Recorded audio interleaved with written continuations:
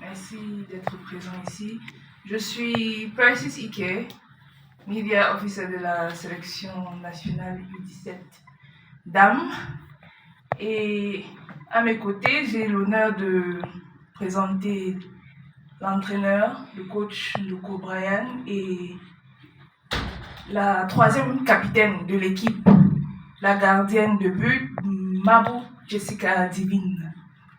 Sans plus tarder, je vais inviter le coach à nous présenter la liste des 11 joueuses qui débuteront la rencontre contre l'équipe égyptienne demain, ici même au stade Kwekong, en vue de décrocher une place aux qualifications, en vue de décrocher une qualification à la Coupe du monde de la FIFA U17 féminine. Donc, coach, vous avez la parole. Bonjour tout le monde. Je suis quand même très flatté de me rendre compte que vous êtes assez nombreux à avoir répondu présent à ce moment d'échange. Parlant des 11, je ne suis pas sûr que je peux vous les donner.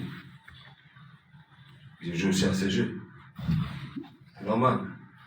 Je ne me prête pas à dire non. Le match aller a été quand même avec un avantage considérable. Pour ça, je vais faire n'importe quoi. Ce qui est sûr, c'est qu'il est fort possible, si vous voulez que je vous donne la liste, il est fort possible qu'on revienne, comme on dit, l'équipe qui gagne. On ne change pas, mais c'est là quand même changer au moins de 2 ou 3, 4%.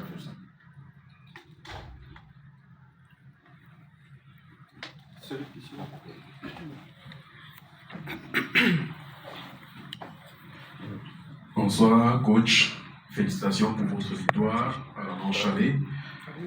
5-0 à l'extérieur. Ça augure de quel match? Vous dites que la qualification elle est déjà acquise. On vous connaît comme un entraîneur qui aime le beau jeu. Est-ce que demain vous allez dire que la qualification est déjà là? Il faut que le public fasse plaisir aux spectateurs de Bafoussam, ou bien il faudra muscler derrière pour préserver cet acquis de la manche aller? Déjà oui, merci.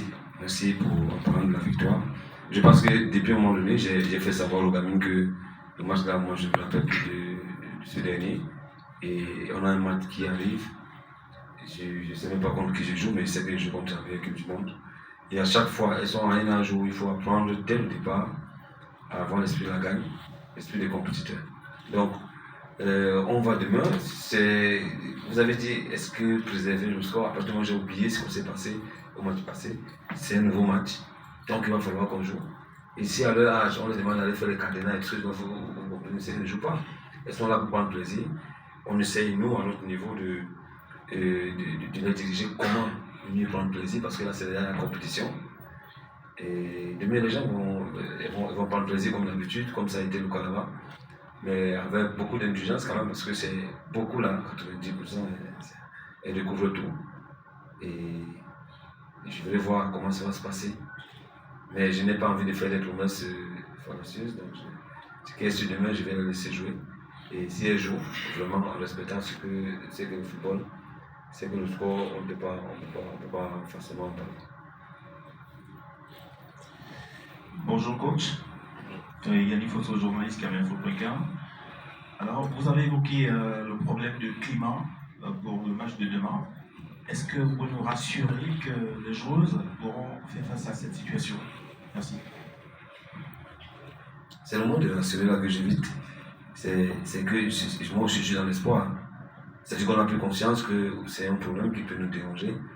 Et avec le staff médical, on essaie de trouver les voies et moyens pour le contourner. Et certainement avec... on va encore voir ça tout à l'heure, parce que depuis on fait la reconnaissance du staff tout à l'heure. Et on va voir ce qui va se passer. Moi, je ne veux pas me focaliser dessus pour dire, voilà, on est mort parce que moi, le climat, là, l'adversaire aussi va découvrir. Donc, il est question en même temps aussi de loger comme le lion. Et quand on est lion, c'est pas petit lion. On est lion des Camerounaises. Et ça va se jouer demain. Et s'il faut jouer d'abord contre le vent, on va jouer contre le vent. Et puis les Égyptiens après.